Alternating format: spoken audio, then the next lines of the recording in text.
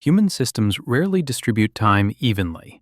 They separate it by rule, not by biology. Some positions are allowed to repeat themselves indefinitely, while others are expected to accumulate consequence. This division is rarely stated openly, but it governs behavior more reliably than rules or laws. In many environments, youth functions as a protected state. It is granted resets. Errors are absorbed by the system rather than recorded against the individual. Actions are treated as provisional, reversible, or symbolic. What happens today does not fully bind tomorrow. Other rules are assigned continuity. Memory attaches to them. Past actions remain active. Decisions do not dissolve after execution. Time does not reset, it stacks. This produces a different relationship to risk. The future is no longer abstract. It presses backward into the present. These two temporal positions can coexist for long periods without visible conflict. The system frames them as complementary. One represents possibility, the other represents responsibility. One experiments, the other manages outcomes. Tension emerges when these rules interact without acknowledging their different time costs. Behavior that appears playful from one position appears reckless from the other. What looks like freedom to one rule looks like negligence to another. Neither perception is incorrect. They are structurally incompatible. Over time, systems tend to privilege those who carry less temporal weight. Repetition is easier than accumulation. Forgetting is less costly than remembering. The system drifts toward protecting immediacy over continuity. This drift does not eliminate consequence, it relocates it. Someone must hold what the structure refuses to integrate. Someone must remember what the system repeatedly discards. Conflict in these conditions is not primarily about morality, intention, or personality. It is about who is allowed to remain unfinished and who is required to account for what persists. When time becomes unevenly assigned, awareness itself becomes destabilizing. Captain Hook's behavior follows a pattern that is internally coherent once the system around him is treated as temporally unstable. His actions do not emerge from impulsivity or excess emotion. They emerge from an attempt to impose sequence on an environment that resists sequence. He plans extensively, he rehearses outcomes, he prepares for encounters that, in another system, would conclude a conflict. This orientation toward preparation is not paranoia. It reflects an expectation that events should accumulate meaning over time. What happens should matter later. From his perspective, the surrounding world does not retain information. Defeats do not educate opponents. Victories do not establish authority. Encounters reset as if they never occurred. This creates a condition in which strategy loses its usual feedback mechanisms. Within such a system, repetition becomes dangerous. Each unresolved encounter increases uncertainty rather than reducing it. Each return of the same conflict signals that something has failed to register. For an individual who remembers, this is destabilizing. Hook responds by increasing structure. He formalizes roles. He emphasizes hierarchy. He insists on procedure. These are not aesthetic preferences. They are compensatory tools designed to stabilize an environment that otherwise dissolves continuity. His fixation on ritualized confrontation, such as formal rivalry and controlled engagement, serves a specific function. It attempts to force finality into interaction. A duel, by definition, should end something. It should clarify status. It should close a loop. When these rituals fail to produce resolution, his insistence intensifies. This is often misread as obsession. Structurally, it is escalation driven by non-response. The system does not register closure, so he repeats the attempt with greater force. From the outside, this pattern appears irrational. From within, it is adaptive. He is responding to a world that refuses to remember by trying to make it remember. The familiarity of this pattern lies in its recognizability.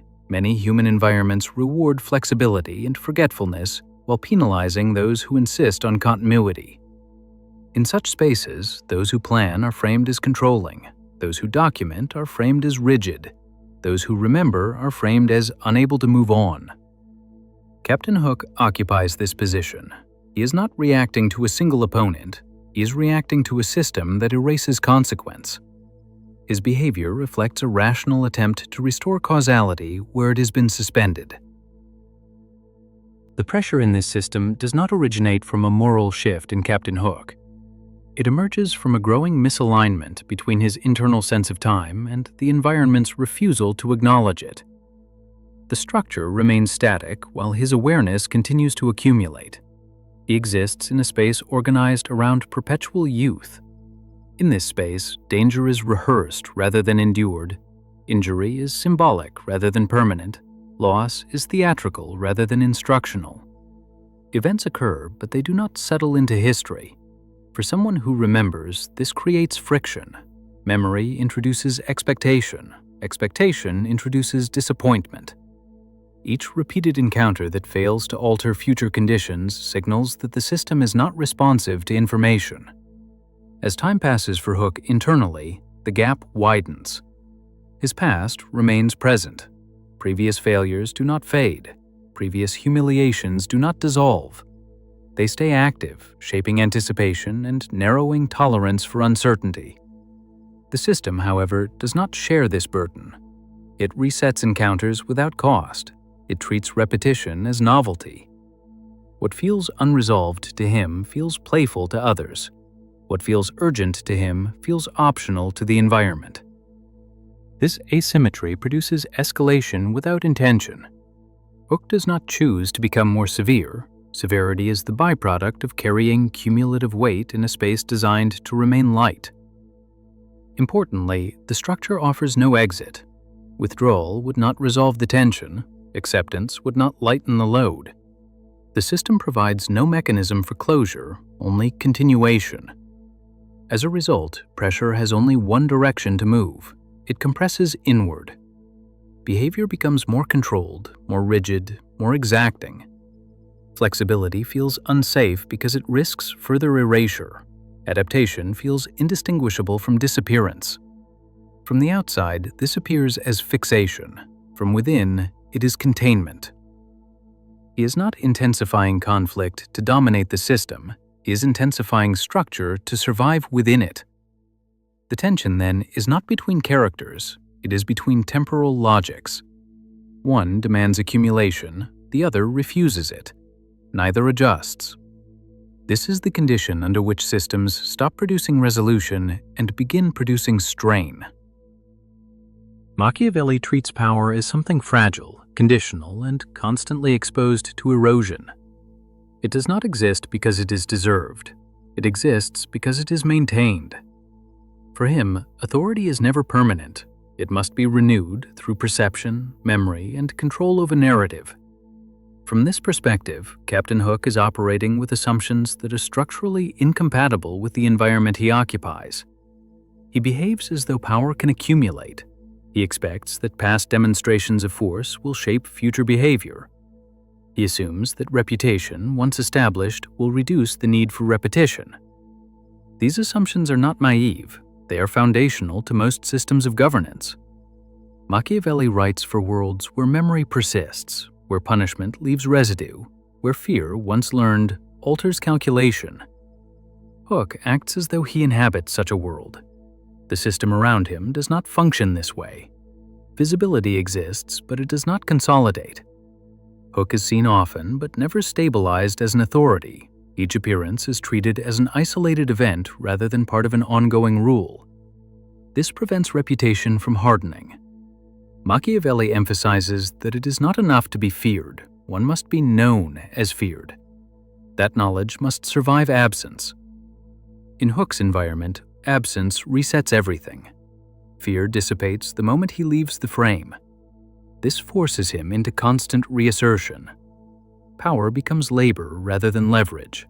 Each display must be restaged from the beginning. There is no compounding return on force. Authority does not grow. It evaporates. Hook's insistence on ceremony, rank, and protocol reflects an attempt to slow this evaporation. Formality is a stabilizing tactic. It is meant to anchor perception. Titles, uniforms, and rituals are tools to signal continuity.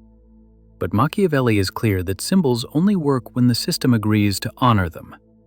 In a space governed by play and improvisation, symbols lose weight. They become costumes rather than offices. This creates a critical vulnerability.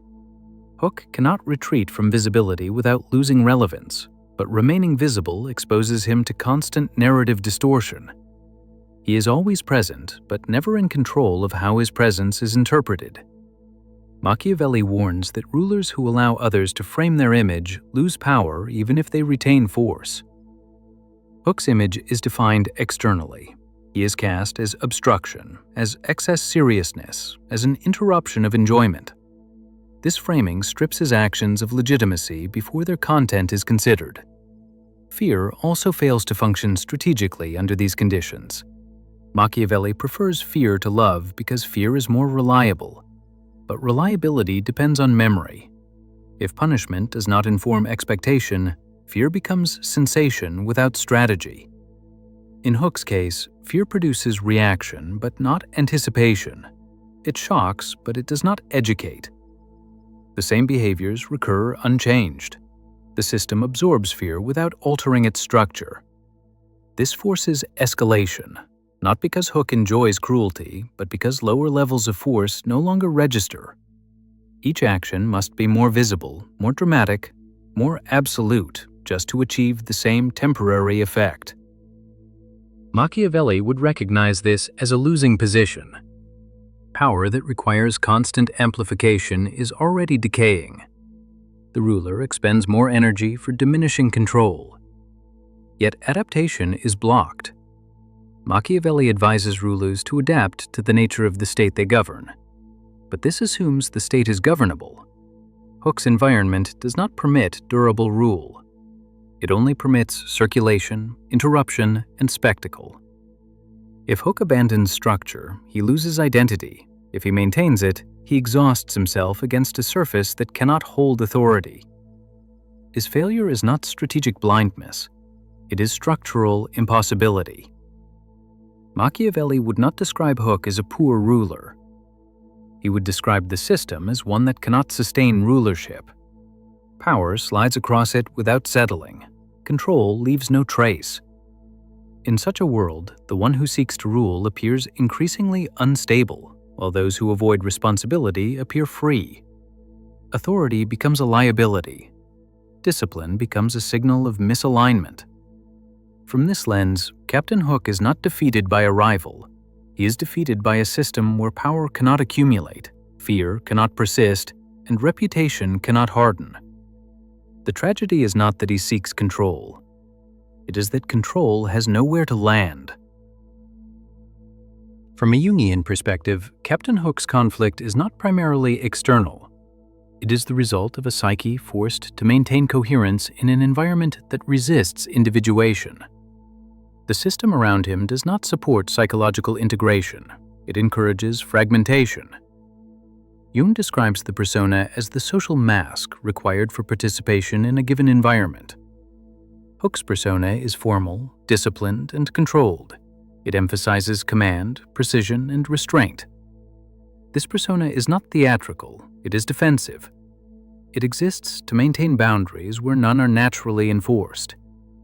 In a system governed by perpetual youth, boundaries dissolve easily, rules blur, actions lose permanence. The persona must work harder to hold shape. Hook's rigidity is not an expression of dominance. It is an effort to remain legible as a self. The shadow, in Jung's model, contains what the persona cannot safely express. For Hook, the shadow is not cruelty or aggression.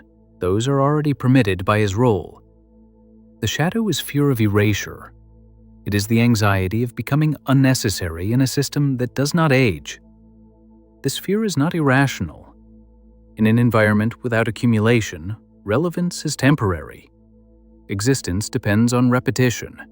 If conflict ends, so does recognition. The shadow therefore pressures the psyche to keep the conflict alive. Jung notes that when the shadow is not integrated, it emerges indirectly. It does not speak clearly. It manifests through fixation, obsession, and compulsive repetition. Hook's rivalry functions in this way. It is less about the opponent and more about preserving psychic continuity. The presence of time intrudes aggressively into this structure.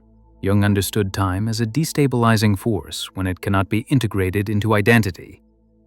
Aging, memory, and anticipation fracture the psyche if the surrounding environment refuses to acknowledge them. Hook hears time. He cannot ignore it. Each moment carries forward. This creates a split. One part of him operates inside the system's eternal present. Another part lives in accumulation and decay. These two psychic orientations cannot reconcile. The result is internal strain. Flexibility feels like disintegration. Play feels like self-betrayal. To loosen structure would be to surrender coherence.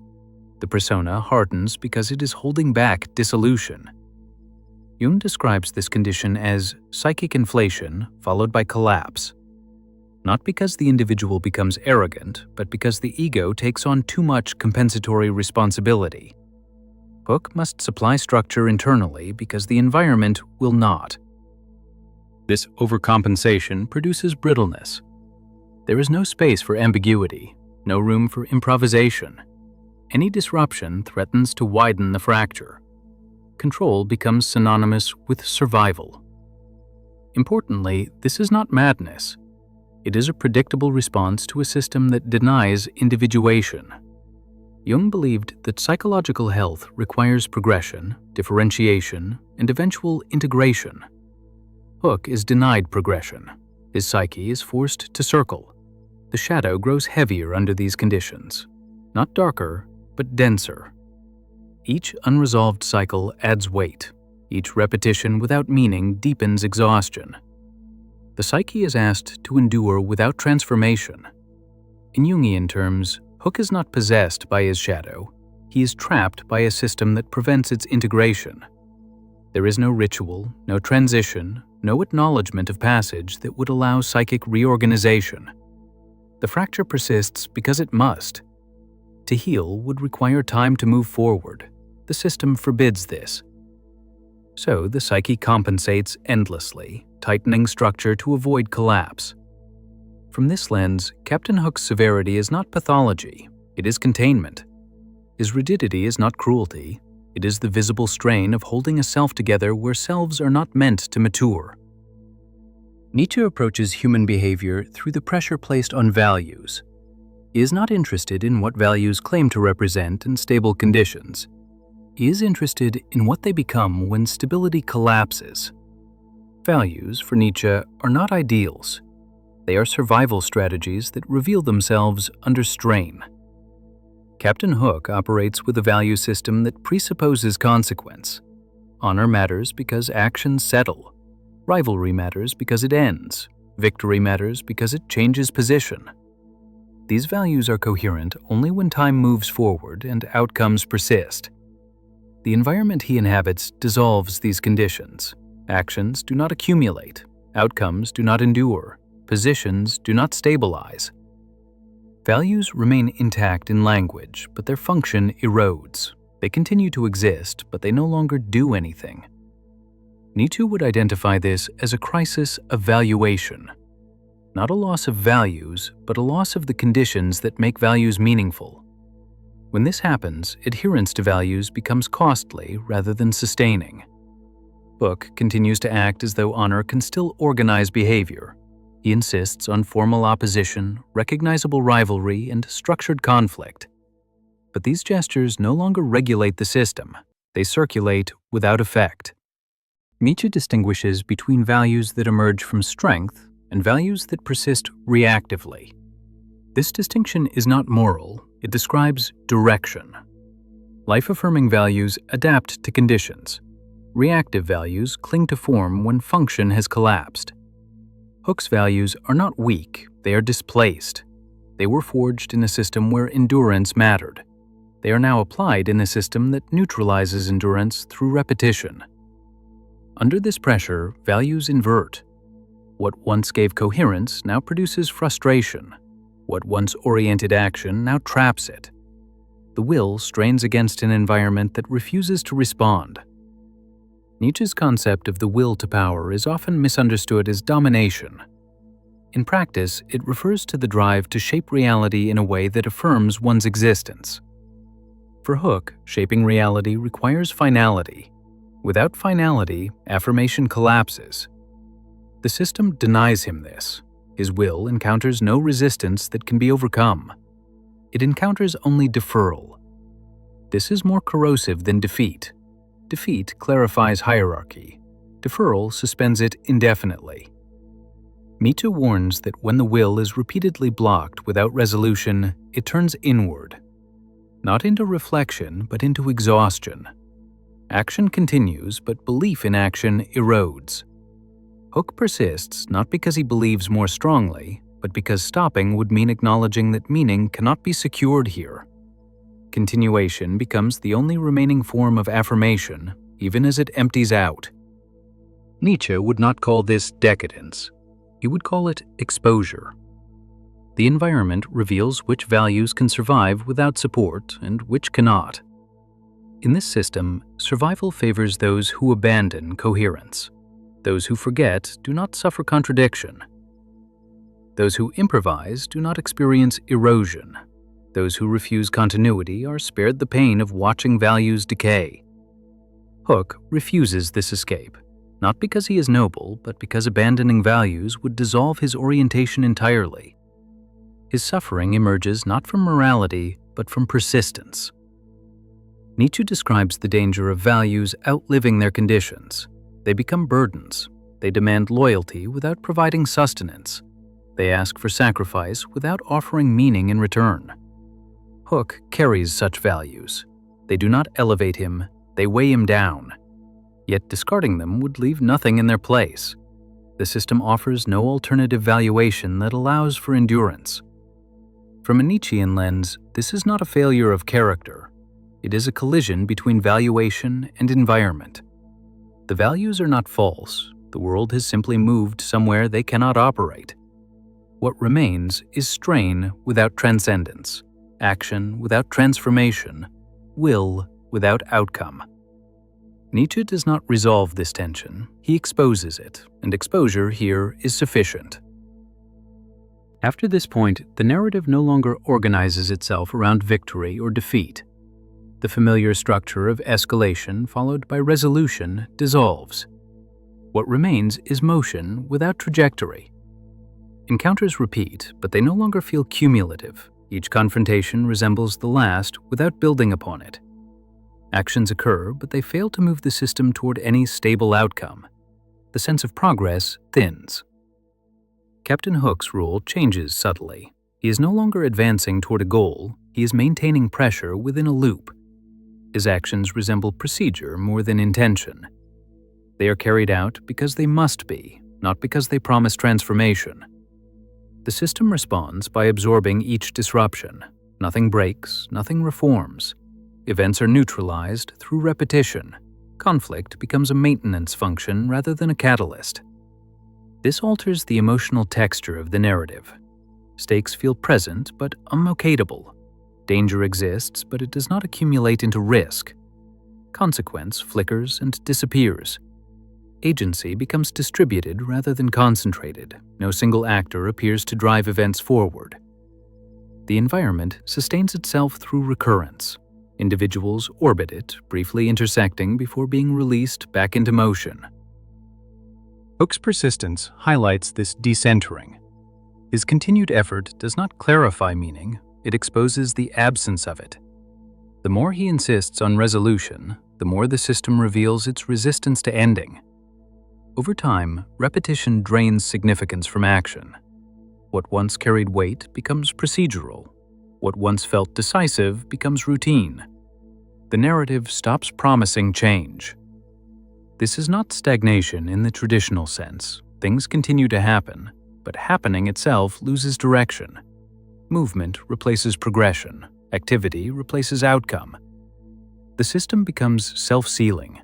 Attempts to interrupt it are converted into additional cycles. Disruption feeds continuity rather than breaking it.